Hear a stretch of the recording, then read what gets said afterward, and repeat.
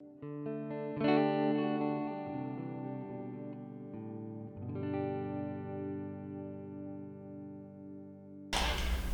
back. Today we're going to tie, it's essentially a scud, I guess is what we could classify it as. Honestly, it's probably more like a hybrid between a scud and a cress bug. As far as like how they're traditionally tied. The two species are pretty close to one another as far as action and how they look. They're pretty similar, but as they're tied a little bit different depending on which tire you look at, or the more popular patterns. If you look up the popular cress bugs, they're the more flat bodied, not quite as rounded, where the scuds have that rounded back on them, and they're not as much of a horizontal look to them, but that's how they're traditionally tied. We're going to do this in a orange and pink hybrid today, more predominantly pink. So the scuds, when they get to the end of their life cycle, they turn like a pinkish hue to them a little bit. Some of them orange, some of them pink, but typically pink's what you'll see at the end of the life cycle. And out here on the mow, that usually occurs around your March, April time frame, early spring. And there's a lot of folks that fish strictly pink scuds. You can go down to some of the shops down there and they have just bins full of them with all sorts of different variations. And we'll tie a couple of them as we go through some of these videos. I'll tie a couple of them just to highlight them, but there are some obnoxious looking flies, quite honestly. I mean, pink scuds with a bunch of flash on them, and then like a bright orange bead. They catch fish. I mean, they catch fish, honestly, but some of them I think get a little bit extreme on the color variations there. But at the end of the day, catching fish is the name of the game, so more power to them, whatever you're catching them on. But like I said, we're going to tie this one. This is one that I tie for some folks every once in a while, and has also been successful for me in the past. Not so much on the mow, more so on like the spring creeks and everything back in Pennsylvania. I never really fished these much out here. I never did a ton of nymphing on the mow. A little bit, maybe once or twice, and then this one pick up a fish or two, but I never really dedicated a ton of time to it to really study the ins and outs of what's more effective, so on and so forth. But drifted properly, it's going to catch you some fish. So what we're going to look at to start here is just this is like a maroon colored thread. Any color of thread that you really want to use. If you want to go orange, that's fine. And then we just have a curved caddis or a scud hook, whichever one you want to go with. I mean, they're essentially the same, as long as it's a curved hook. I mean, that's really all you're after. And then what we're going to do is take a little bit of lateral scale. We're going to take one strand of this to start, and I want to run this directly down the center. And sometimes you got to watch on the curved caddis, because the centers can kind of have like a little bend to the top of them. So set your vise to where you're able to look directly down it. And this is just the regular lateral scale, or the micro lateral, I guess it would be. Not the full size stuff. So then I just want to take, and like I was saying, run that right down the center, and then just follow that the entire way back. And all this is going to be is just like a spine that we're going to run directly over the top. And there you can see we're starting to build a little bit of a taper to our fly. We're gonna add to that prior to wrapping this this ostrich herl. So I'm going to tie this in. I'm going to go with about 3 strands. Because we're on a size 14 hook, I'm going to keep it a little bit on the short side. So we're going to go with 3 strands here. Or we're going to keep this on the sparse side, is what I should say. And then I'm just going to take those fibers and I'm going to stand them out a little bit. Just run your fingers through it. Don't use a whole lot of force, obviously. And then we're going to tie this in right at the tips. So as we go forward, you're going to have a slight increase in taper. Slight increase.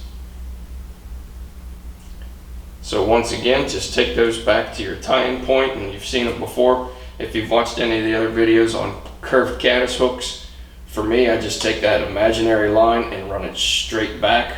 Once it hits that horizontal line, that's where I stop my thread. That's my tie-in point. And then I'm going to take just a little bit of sulphur orange dubbing to form a little bit more of a taper. So you can see where it's going to be kind of that hybrid scud slash cress bug look to it.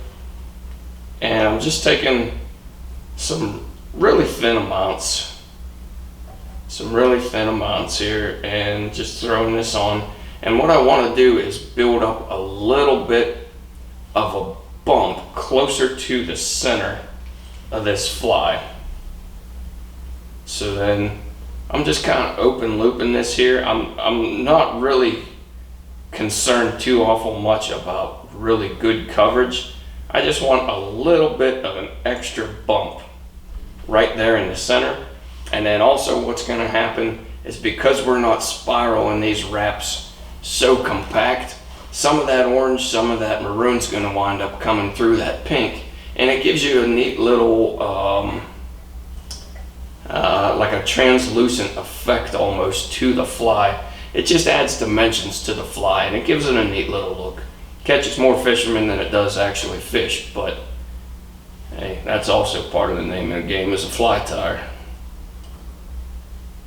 So, like I was saying, we're just taking really nice loose wraps right through here, just to kind of build this out a little bit. Not necessarily one wrap directly in front of the next.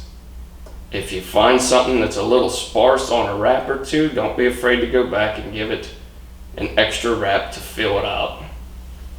And then right there is where we have our tie off point. And what I want to do before I trim this off, because I'm on a curved caddis and I'm using some pretty slick thread, I just want to get a half hitch in there just to secure this. And then that way, if I bump my thread or whatever it is, it's not going to unravel the entire fly.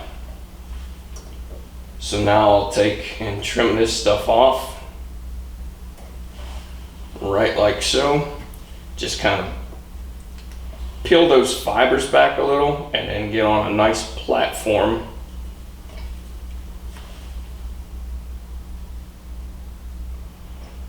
to tie off our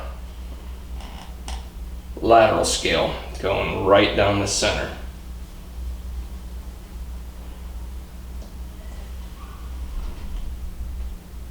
So we're just going to set that into place. Like I was saying, right down the center.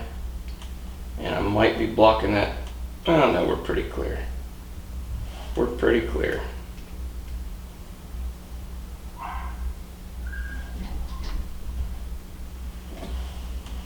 Sounds like Cameron's unhappy in there.